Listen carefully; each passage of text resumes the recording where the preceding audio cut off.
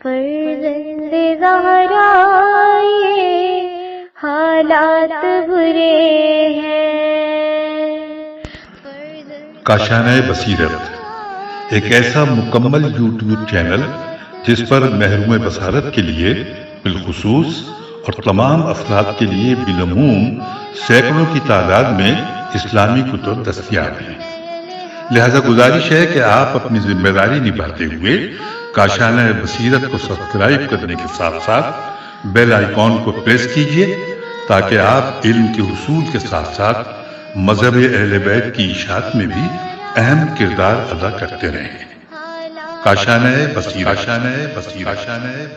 فرزند زہرا یہ حالات برے ہیں۔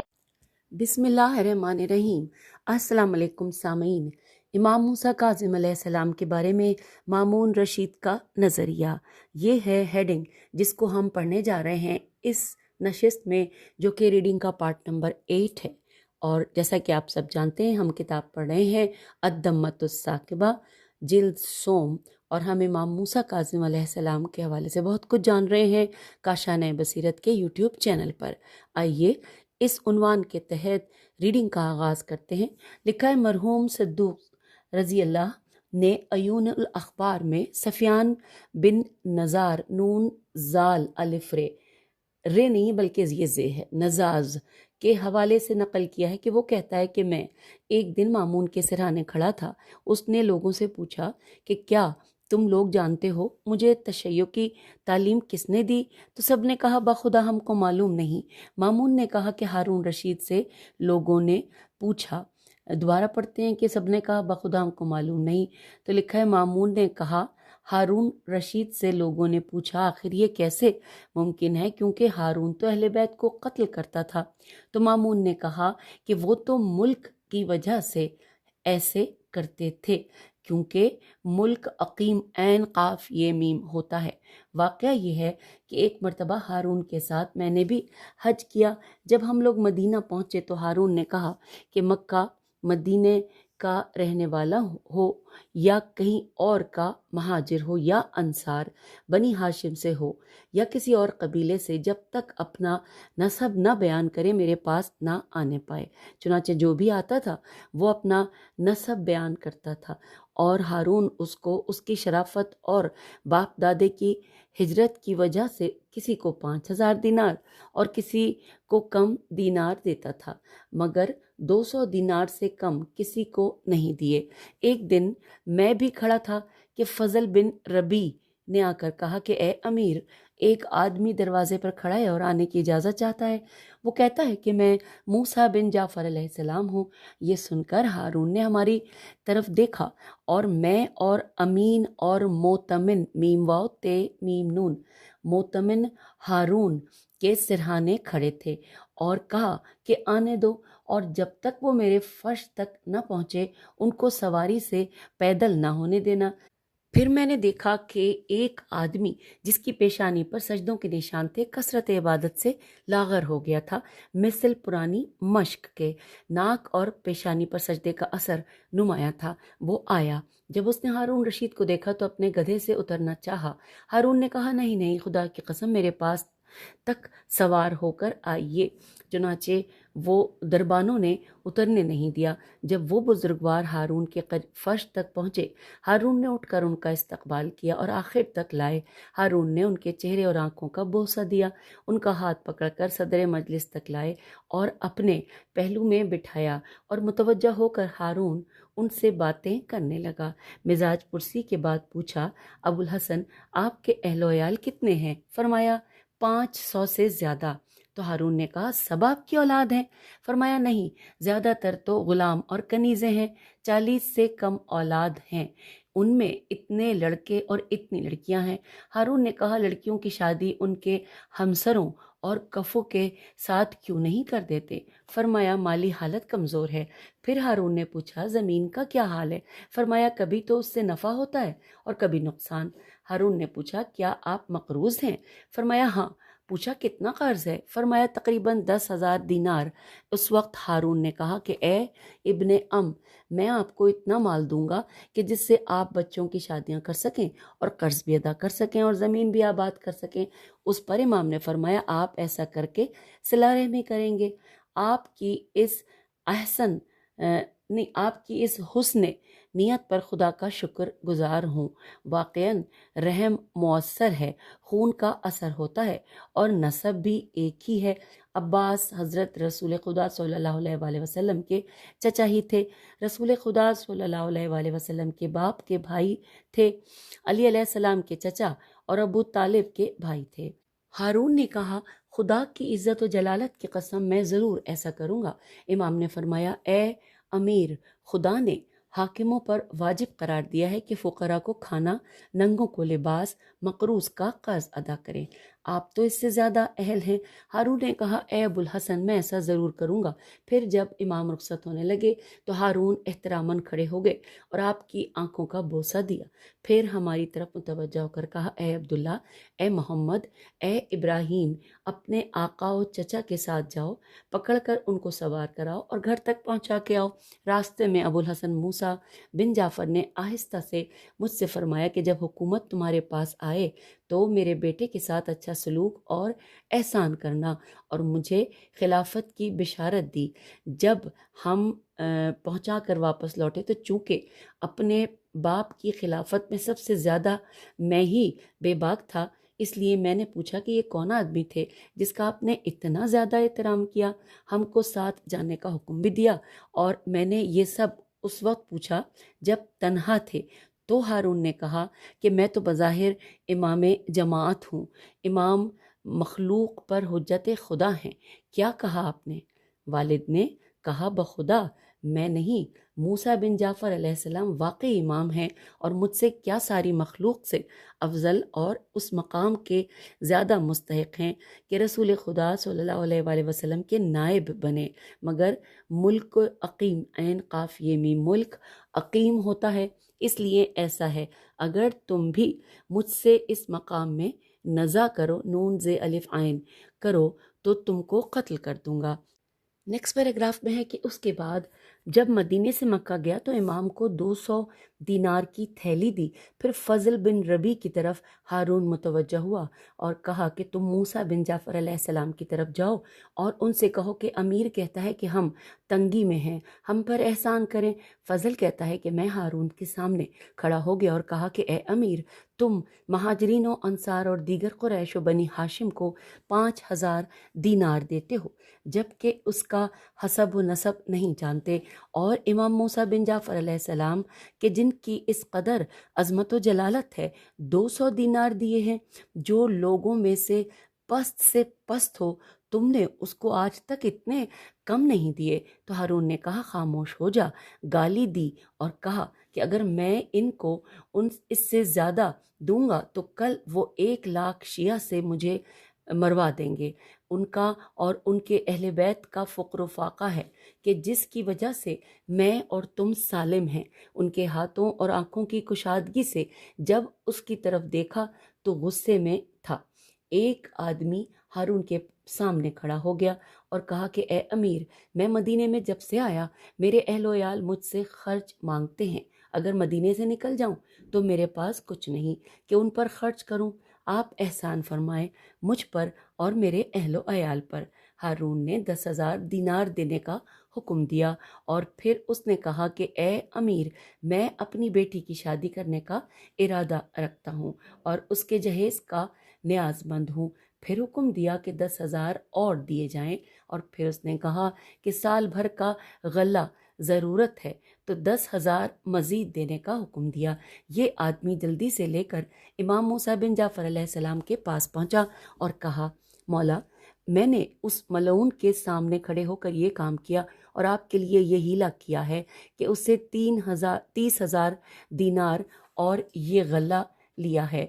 تو اس خدا کی قسم کہ میں اس کی ضرورت نہیں رکھتا، یہ فقط آپ کے لیے لایا ہوں۔ امام نے فرمایا خدا تجھے مال میں برکت عطا کرے اور اچھی جزا دے، میں اس سے 1 درہم بھی نہیں لوں گا اور نہ اس غلے سے، لیکن یہ اچھے صلے اور نیکی کی وجہ سے قبول کرتا ہوں، تم واپس لوٹ جاؤ، کہیں اس کو معلوم نہ ہو۔ تو اس نے امام کے ہاتھوں کا بوسہ دیا اور واپس لوٹ گیا۔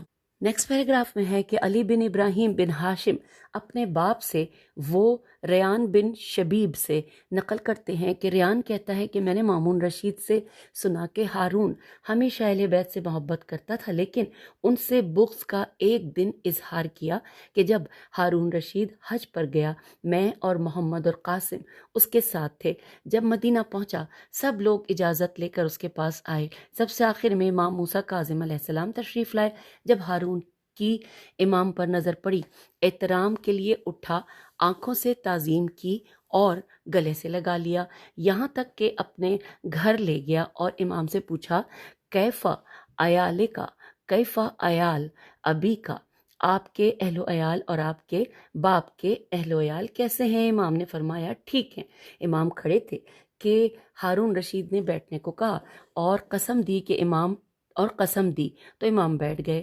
مامون کہتا ہے کہ جب امام واپس چلے گئے تو میں نے اپنے باپ سے پوچھا کہ امام کے ساتھ تیرا رویہ اور سلوک ایسا ہے کہ میں نے یہ رویہ مہاجرین و انصار کے ساتھ اور ان کی اولاد کے ساتھ کرتے دیکھا۔ ہارون نے کہا کہ بیٹا یہ انبیاء کے علم کے وارث ہیں، یہ موسیٰ بن جعفر علیہ السلام تھے، اگر صحیح علم سیکھنا چاہتا ہے تو انہی سے سیکھ لے۔ تو اس وقت میرے دل میں ان کی محبت داخل ہو گئی اور ٹھاٹھیں مارنے لگی۔ اب اگلے پیراگراف میں ہے کہ سید شریف کے جن کا لقب علم الہدا ہے، وہ اپنے جد و دادا علی مرتضیٰ سے اپنی کتاب غرر الفوائد و دار الفوائد میں لکھتے ہیں کہ مجھے ابو عبداللہ مرزا پان میم رے ز الف پہ الف نون، انہوں نے ان سے عبد الواحد بن قاسمی نے، اور ان سے ابو علی احمد بن اسماعیل، اور ان سے ارباب بن حسین ہاشمی نقل کرتے ہیں کہ ایک آدمی جس کا نام بزی تھا، بے زواد یہ آئین تھا، جو انصار سے ہے، وہ ہارون کے دروازے پر ایک دن حاضر ہوا۔ اس کے ساتھ عبد العزیز بن محمد بن عبد العزیز تھا۔ اس وقت موسیٰ بن جعفر علیہ السلام گدھے پر سوار ہو کر تشریف لائے۔ خادم نے ان کا بہت احترام کیا اور جلدی سے اجازت دی۔ بزی نے عبد العزیز سے کہا کہ یہ ان کا شیعہ ہے۔ اس نے کہا کہ کیا تو اسے جانتا ہے؟ کہنے لگا نہیں۔ کہنے لگا میں نے اس قوم سے ایسا بوڑھا نہیں دیکھا۔ دوسرا آدمی کہنے لگا جب یہ باہر نکلے گا تو میں اس کی توہین کروں گا۔ پہلے نے کہا ایسا نہ کرنا کیونکہ اہل بیت سے ہے، اکثر لوگ ان کو اچھے لقب سے پکارتے ہیں۔ جب موسیٰ بن جعفر علیہ السلام باہر آئے تو نافع انصاری ان کے لیے کھڑا ہو گیا اور ان کے گدھے کی لگام کو پکڑ لیا اور پھر کہا کہ تم کون ہو؟ تو امام نے فرمایا کہ اگر تو میرا نسب جاننا چاہتا ہے تو میں انا ابن محمد حبیب اللہ ابن اسماعیل ذبی اللہ ابن ابراہیم خلیل اللہ۔ اگر میرا شہر جاننا چاہتا ہے تو میرا وہ شہر ہے کہ جس کی زیارت کو خدا نے سب مسلمانوں پر فرض کیا ہے، اور تم پر بھی ہے کہ تو حج کرے۔ اگر سلسلہ نسب کا پوچھنا چاہتا ہے تو اللہ کی قسم میری قوم مشرک نہیں رہی، میرا خاندان مسلمان ہے، تیری قوم اس کی برابری نہیں کر سکتی۔ یہاں تک کہ انہوں نے کہا کہ اے محمد ہمارے ساتھ آؤ، ہم قریش کا مقابلہ کرتے ہیں۔ اگر نام پوچھنا چاہتا ہے تو ہم وہ ہیں کہ جن پر درود کا حکم خدا نے نماز میں فریضہ قرار دیا ہے، اور ان کا قول ہے اللہم صلی علی محمد و آل محمد۔ لکھا ہے بزی نے گدھے کی لگام کو چھوڑ دیا اور معافی مانگنے لگا، تو اس سے عبد العزیز نے کہا کہ میں نے تجھے نہیں کہا تھا کہ یہ علم لدنی کے مالک ہیں۔ اور آئیے سامعین، اب اگلی ہیڈنگ ہے امام کا ابو حنیفہ سے مناظرہ۔ کتاب احتجاج میں ہے کہ ابو حنیفہ عبداللہ بن مسلم کے ساتھ مدینہ پہنچے کہ امام جعفر صادق علیہ السلام سے مناظرہ کرے۔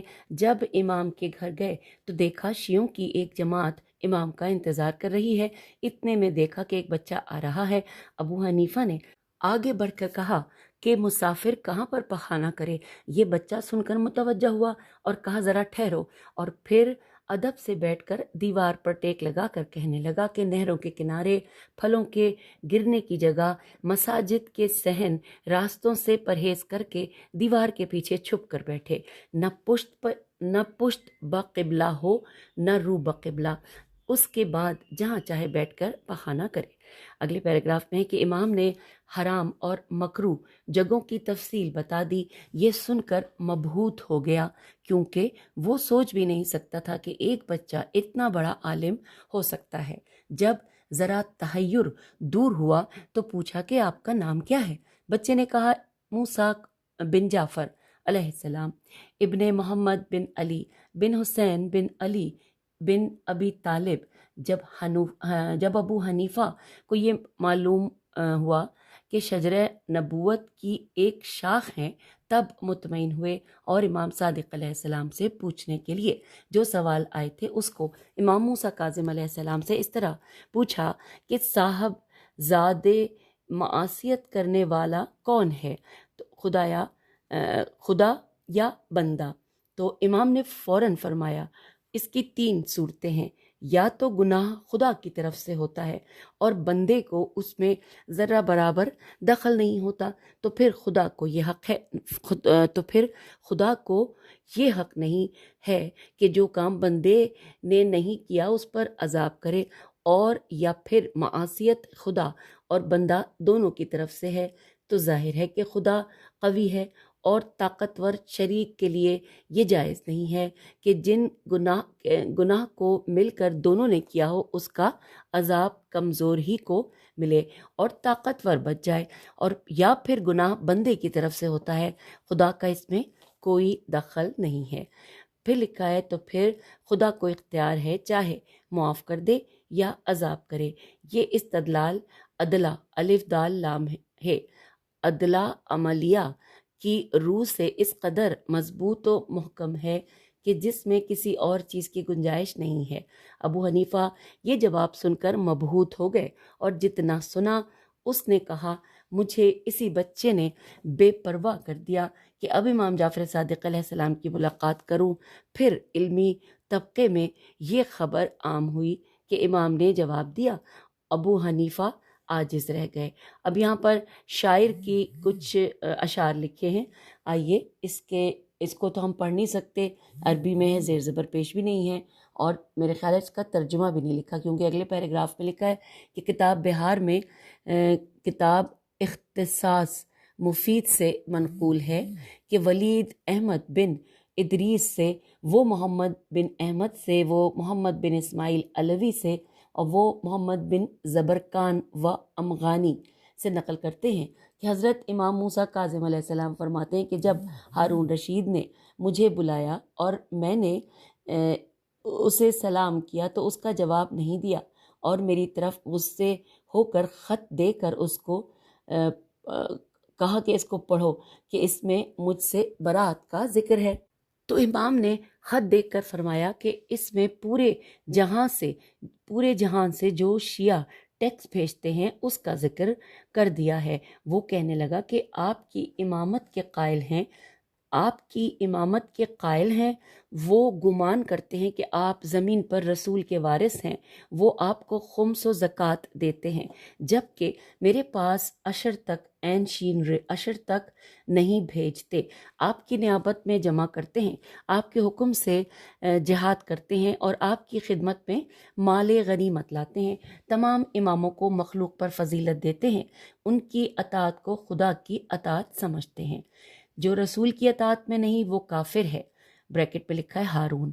फिर लिखा है कि मुता के कायल हैं, एक हुक्म से शादी करते हैं और हमारे, यानी ब्रैकेट में फिर लिखा है हारून, कि हमारे मानने वालों से बराअत का इजहार करते हैं और हम पर नमाज में लानत करते हैं, और वो ये गुमान करते हैं कि अगर उनसे बराअत न करें तो उनमें से होंगे, और कायल हैं इस आयत की रूह से आपकी हदीस है कि, अब यहाँ पे इसका तर्जुमा, कि जो नमाज में ताख़ीर करे उसकी नमाज नहीं है, यह इसका तर्जुमा है।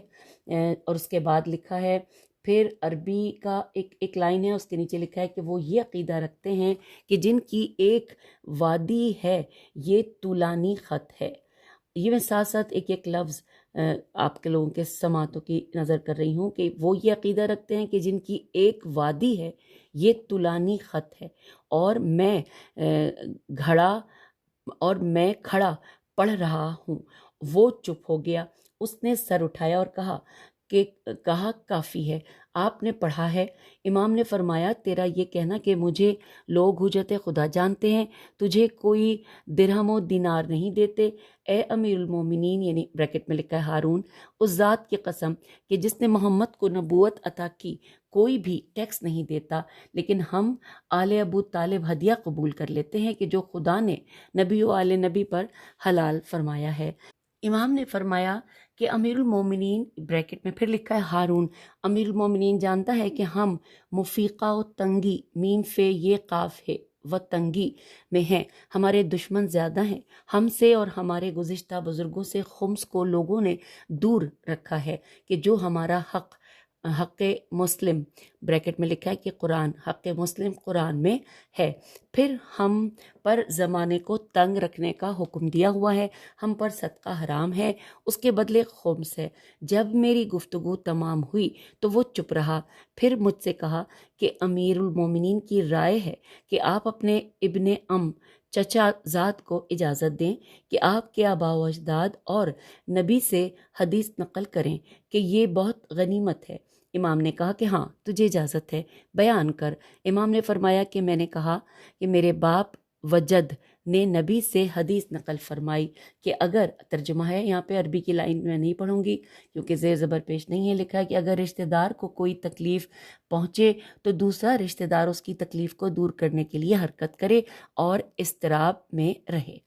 फिर लिखा है कि मैंने देखा कि मैं मुज़ीक़ा व मुश्किल में हूँ, मीम ज़्वाद ये काफ है, मुज़ीक़ा व मुश्किल में हूँ, तो आपका हाथ पकड़ा तो उसने अपना हाथ आगे बढ़ाकर मुसाफा किया। फिर उसने कहा मेरे नज़दीक आएँ, मैं नज़दीक हुआ और फिर मुसाफा किया। जब मैं उससे जुदा हुआ तो उसकी आंखों से आंसू जारी थे और मुझसे कहा बैठो ए मूसा, तेरे लिए कोई मुश्किल नहीं है, आपने सच फरमाया, आपके जद व नबी ने भी सच फरमाया।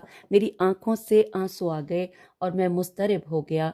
जान लो कि आपका खून और गोश्त मेरा खून और गोश्त है और जो हदीस नकल फरमाई है ये सही है।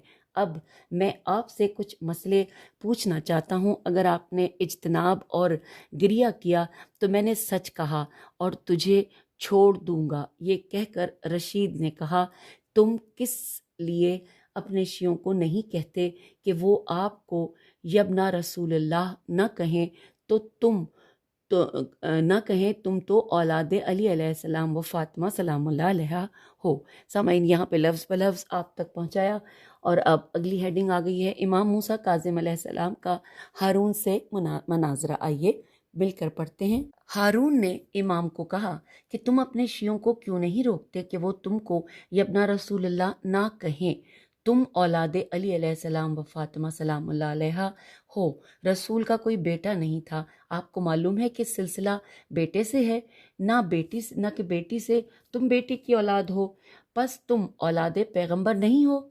इमाम मूसा काज़िम अलैहिस्सलाम ने फरमाया कि अगर यहाँ पैगंबर हाजिर हों, वो तुमसे तेरी बेटी की ख्वास्तकारी करें तो क्या जवाब मुस्बत दोगे?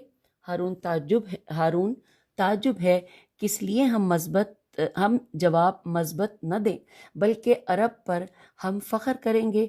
इमाम मूसा काज़िम अलैहिस्सलाम ने, लेकिन पैगंबर हमसे बेटी की ख्वास्तगारी नहीं कर सकता, मेरे लिए जायज़ नहीं, उसको अपनी बेटी उनके बेटे के लिए दें। हारून किस तरह और क्यों? यहाँ पे सवाल या निशान है। फिर लिखा है कि इमाम क्योंकि पैगंबर मेरे पैदा होने का क्योंकि पैगंबर मेरे पैदा होने का सबब बने हैं, मैं उनका नवासे का नवासा हूँ, लेकिन तेरे पैदा होने का रसूल सबब नहीं है। हारून बहुत अच्छा। अब मेरा सवाल ये है कि तुम क्यों कहते हो कि मैं ज़ुर्रियत रसूल से हूँ, जबकि रसूल का तो कोई बेटा नहीं था, नस्ल बेटे से है न कि बेटी से।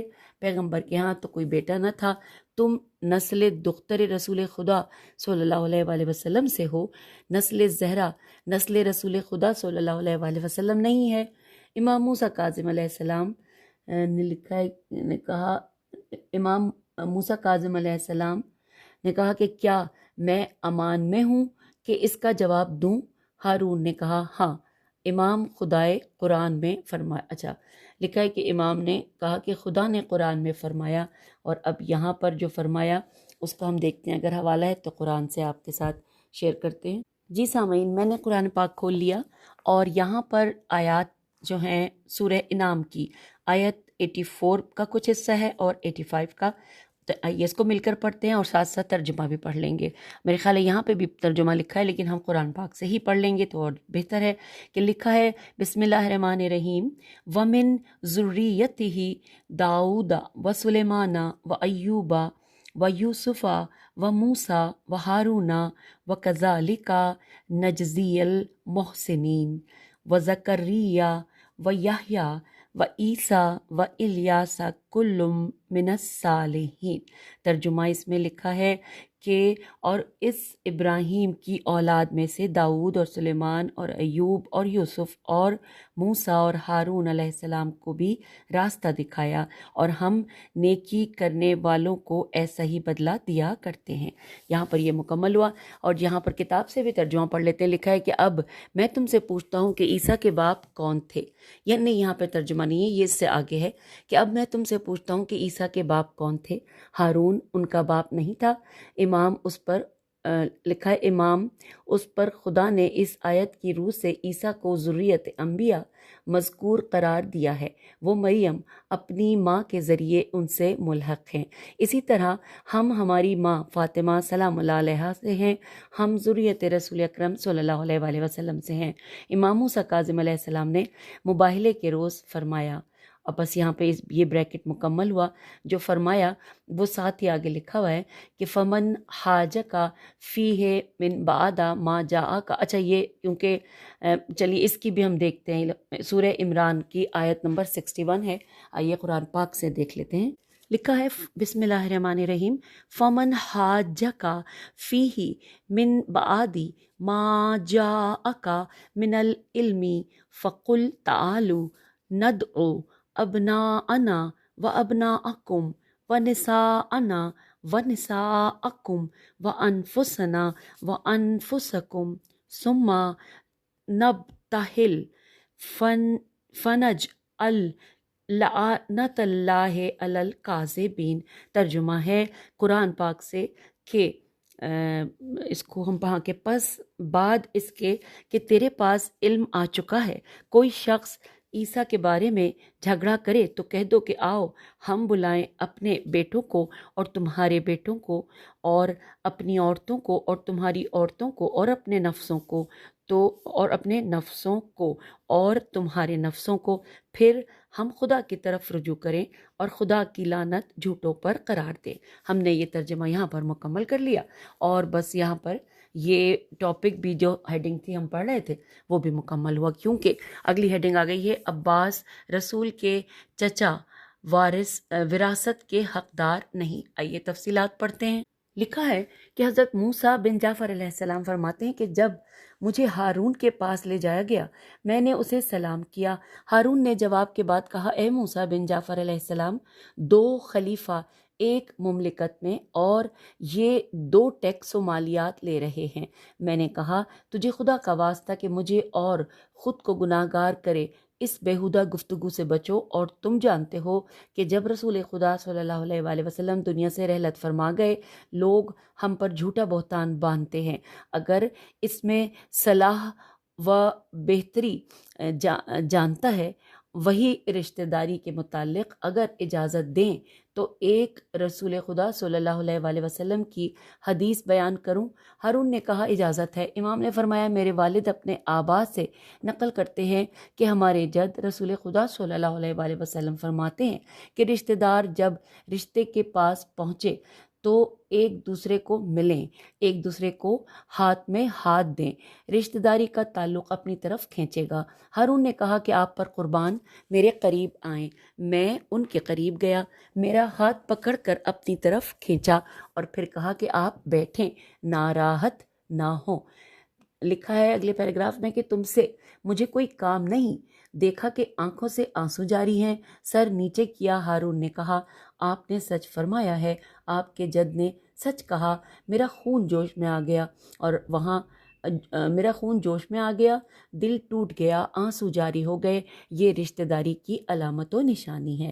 امام نے فرمایا کسی نے ادعا الف دال عین الف ادعا نہیں کیا کہ رسول خدا صلی اللہ علیہ وآلہ وسلم نے مباہلے کے دن علی علیہ السلام، جناب فاطمہ سلام اللہ علیہا اور حسنین علیہم السلام کے علاوہ کسی کو لے گئے ہوں۔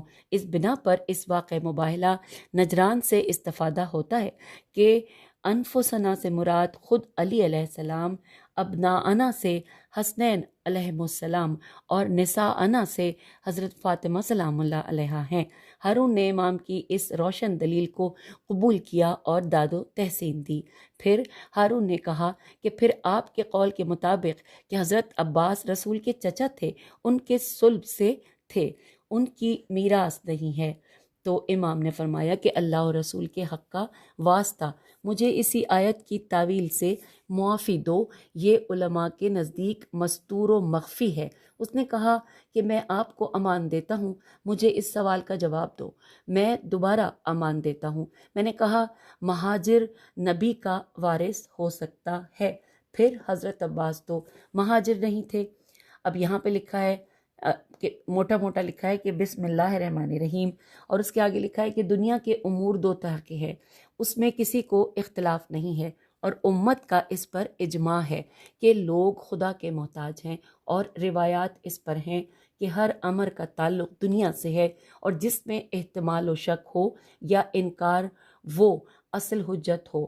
واضح ہے کہ دوسرا رسول خدا کی سنت ہے، اس میں کسی کا اختلاف نہیں ہے، یا قیاس ہے کہ جس کو عقول عین قاف واو لام عقول جانتی ہیں اور واجب اس کا اقرار کرنا، اور یہ دونوں امور خدا کی توحید سے متعلق ہیں۔ امور دینی کا اثبات ان دو پر موقوف ہے۔ اور اس کے بعد لکھا ہے ولا قوت الا باللہ وحسبنا اللہ ونعم الوکیل، اور ساتھ ہی لکھا ہے کہ موکل نے مجھے بتایا کہ جب امام علیہ السلام اس سے فارغ ہوئے تو ہارون نے امام علیہ السلام سے کہا کہ احسن تو بہترین اور جامع گفتگو فرمائی، اے موسیٰ کوئی حاجت ہو تو بیان فرمائیں۔ امام علیہ السلام نے فرمایا میری پہلی حاجت یہ ہے کہ مجھے اجازت دے کہ میں واپس اپنے اہل و عیال کی طرف لوٹ جاؤں، میں انہیں روتا ہوا چھوڑ آیا ہوں، وہ میرے دیکھنے سے مایوس ہیں کہ ہمیشہ مجھے نہ دیکھ سکیں گے۔ ہارون نے کہا کہ آپ کو اجازت ہے۔ امام علیہ السلام نے فرمایا اللہ آپ کو باقی رکھے اے ابن ام۔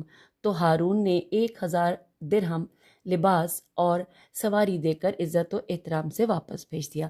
سامعین یہاں پر کتاب کے صفحہ نمبر 80 آدھا ہم نے پڑھ لیا۔ میں یہاں پر آپ سے اجازت چاہتی ہوں، اور اگلی ہیڈنگ انشاءاللہ ہم اگلی نشست میں پڑھیں گے۔ خدا حافظ، فی امان اللہ۔